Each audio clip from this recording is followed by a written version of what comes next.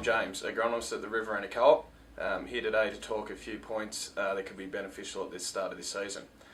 Firstly, we'll start with canola.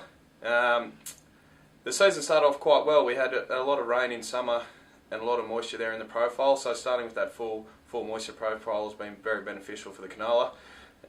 It did get dry there for a stage, but with the rain we've received in the last week or two, it has really kicked along.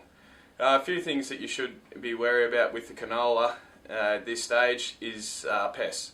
So with the last frost we've been having for the last week or two, there is a chance that there could be a hatching of red-legged earth mite and other bugs which can be very destructive to the crop.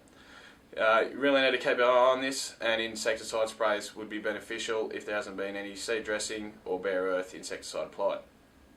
Another big issue with the canola would be nutrients. With a lot of the summer rainfall we've had, there has been a lot of nutrients such as nitrogen leach from the soil. So a nutrient budget would be beneficial to be drawn up and stick to that through the season.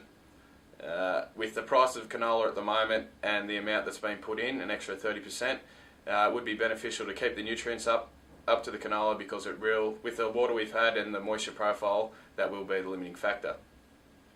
Move on to cereals.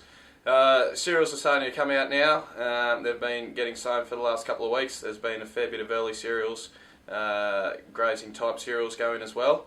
They're starting to come along. I guess one of the major things would be early herbicide application.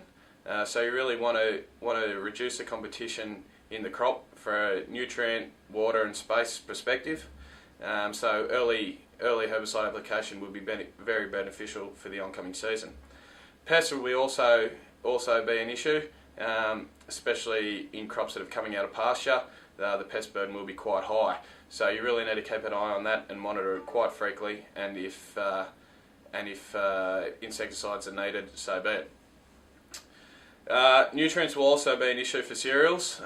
Again, with the summer rainfall we've had and the rainfall leading up, a lot has been leached out of the profile, so maybe some deep end soil tests, 0 to 60 centimetre nitrogen test may be required just to see where you're up to and how that will affect your budget. I'll finish on pastures. Pastures have been going in for the last couple of weeks and are going in now. We've had some timely rainfall, which is good. As with most pastures, you really need to be vigilant with the pest burden. So high monitoring and keeping an eye on that would be very, very beneficial at this stage. Again, nutrient requirements for pastures are quite high. Obviously, it depends on stocking rate and how much dry matter you want from that crop. So keeping an eye on your nutrient levels, and also not being shy to put out some fertiliser is a very good start for the pastures. So it's all looking so good for the moment. Hopefully we keep getting the odd bit of rain and everything keeps coming along, and it's a very productive and great season ahead. If you've got any other further inquiries or questions, don't hesitate to give the agronomy team here a call at the Co-op, and we'll be able to fulfil anything you need.